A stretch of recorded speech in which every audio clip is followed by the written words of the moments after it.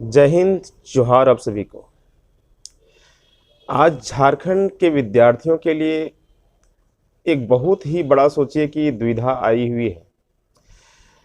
आप लोग देखते होंगे बहुत सारे ऐसे स्टूडेंट हैं जिसने कह रहा है कि नहीं, जितने भी तमाम परीक्षाएं हुई है, फेयर हुई है और मेरिटेबल स्टूडेंट ही जो है सिलेक्शन लिए हैं। तो अच्छी बात है, जिसने अच्छी मेहनत की है उसका रिजल्ट होना चाहिए। लेकिन आप रिजल्ट के रेशियो देखिए, आप रिजल्ट के रेशियो देखेंगे तो आपको पता चलेगा कि कितने मेरिटेबल स्टूडेंट्स का सिलेक्शन हुआ है। सीजीएल की अगर हम बात करें तो सीजीएल में अब तमाम वैसे विद्यार्थी 2%, मुश्किल से 10% को छोड़ दें, 90% ऐसे विद्यार्थी हैं जो अपना सिलेक्शन हुआ है वो अपना स्टेटस तक नहीं लगा रहे हैं। डर का जो है उसके अंदर में डर छपा हुआ है कि कहीं हम अभी वायरल ना हो जाएं और मेरे पे जांच कमेटी ना बैठ जाए। तो बहुत सारे ऐसे विद्यार्थी हैं जो कि अपना रिजल्ट खुद छुपा रहे हैं। सोचिए ऐसा नौबत कब आती है?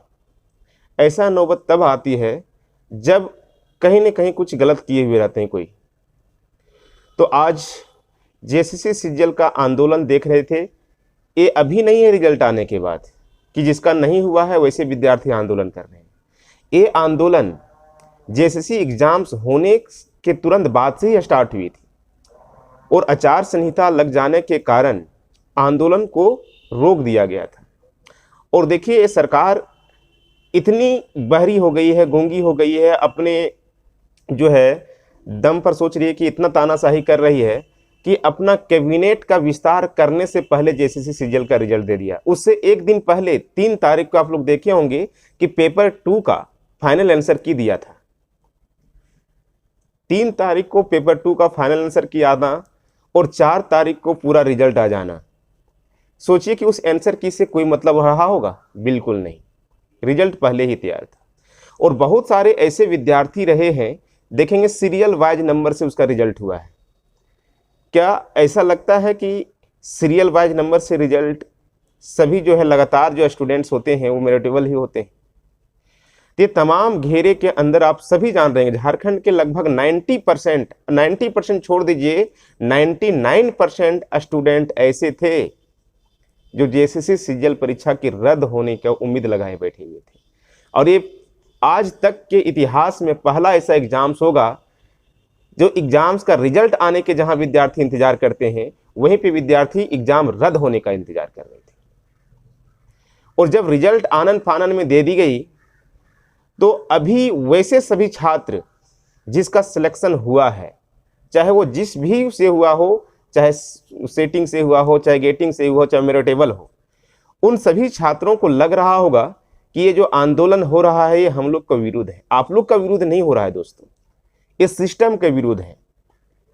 कहीं न कहीं आपको भी पता होगा कि किस तरह से धांधली हुई होगी। अपने जमीर पे हाथ रख करके बताइए कि क्या ये सही है वैसे बच्चे के लिए, और ख़ास करके वैसे गार्जियंस को हम तमाम उन गार्जियनों से अपील करते हैं, आग्रह करते हैं कि आप लोग अपने बच्चे को फीलिंग को समझिए, अपने बच्चे के दुख दर्द को समझिए।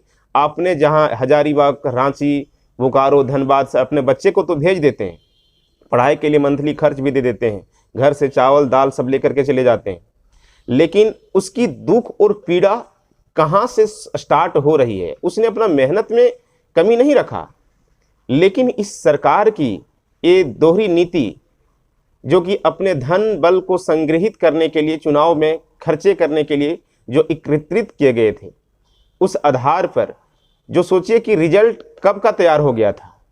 वेट था तो सिर्फ सरकार बनने का। जैसे ही सरकार बना तो सोचिए कैबिनेट विस्तार से पहले जैसे सीजीएल का रिजल्ट आ जाना। इससे पहले बताइए बहुत सारे एग्जाम्स हुए, उन सब का रिजल्ट अभी तक क्यों नहीं आया? इससे पहले एग्जाम्स हुए, उन सब का रिजल्ट क्यों नहीं आया? इसको इतना जल्दीबाजी में क्यों था? ये तमाम आप देखिए बहुत सारी चीजें हैं। सबसे पहले देखिए, अगर कोई भी चीजें, अगर कोर्ट में मामला संगीन चल रहा हो तो उसका रिजल्ट देना ये तो दुर्भाग्य की बात है। कोर्ट की भी तौहीन किया गया है इस रिजल्ट के साथ साथ। आप लोग को पता होगा कि सीजीएल के लिए जो है कोर्ट में जो है अभी फैसला आने वाली थी, कुछ कारणवश से उस दिन जो है जज जो है नहीं रह पाए और उसी बीच में रिजल्ट दे देना। सोचिए कि सरकार इतनी तानाशाही हो गई है कि वो कोर्ट के फैसले का भी इंतजार करना नहीं चाहती है कि कोर्ट क्या सुनाने वाला है, उससे कोई मतलब नहीं उसे। तो अब ये एक फिर से आंदोलन का रूप ले रही है, सभी बच्चे एकत्रित हो रहे हैं। ऐसे नहीं, आप देखे होंगे कि जितने भी बच्चे आंदोलन कर रहे हैं वो कहीं न कहीं मेरिटेबल हैं, जेपीसी पीटी लिखे हुए हैं, जेपीसी मेंस लिखे हुए हैं, इवन यूपीएससी प्रीलिम्स लिखे हुए हैं, मेंस लिखे हुए हैं। ऐसे विद्यार्थी भी आपको मिलेंगे कहां पे, रोड पे, जिसने अपने बल पर, जिसने अपने दम पर एग्जाम को क्रैक करने का हौसला रखा था।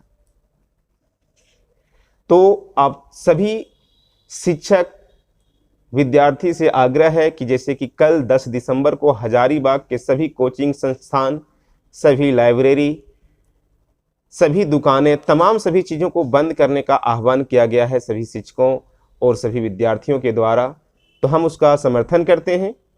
और साथ ही साथ बाकी सभी शिक्षकों से भी मैं आग्रह करता हूं कि आप लोग भी इस आंदोलन का में अपना जो भी हो सके सहयोग कीजिए। और ख़ास करके बच्चे से मैं आग्रह कर रहे हैं फिर से कि आप लोग बढ़ चढ़ के हिस्सा लीजिए, नहीं तो फिर आपको लग रहा होगा कि चलिए जिसका हो गया ठीक है, दूसरे एग्जाम की तैयारी करते हैं। तैयारी कीजिए, लेकिन अपने हक और अधिकार के लिए लड़ना पड़ेगा। अभी जो सुशासन की व्यवस्था जो हो चुकी है, इतनी जर्जर हो चुकी है कि आप मेहनत करते रह जाएंगे और आपके थाली जो है ना, आपको जो दे दिया रहा है, आपके अंदर जो परोसा जाएगा खाना, उस खाना को छीन करके किसी दूसरे को दे दिया जाएगा।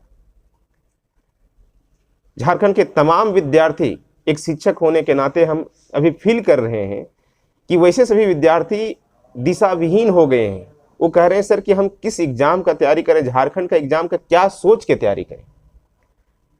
और इस सरकार जो है इतना तानाशाही, खास करके बाकी चीज़ों को जो भी कर रहे हैं अच्छी हैं, अगर सरकार अगर इतनी बहुमत से आई है तो कुछ न कुछ जो अच्छे किए होंगे या तो जो भी होंगे, लेकिन विद्यार्थियों के हित में तो बिल्कुल नहीं किए हैं, जहाँ तक कि हमको समझ में आ रही है।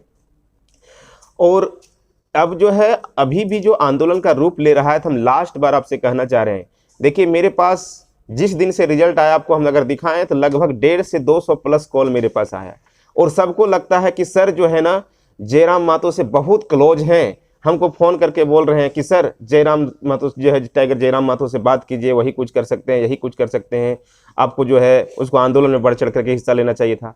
दोस्तों, ये आंदोलन आपका है। आपकी थाली की रोटी जो आपकी जो है थाली की रोटी को छीना गया है, आपको हक और अधिकार के लिए खुद लड़ना पड़ेगा, कोई आपके साथ नहीं आएगा।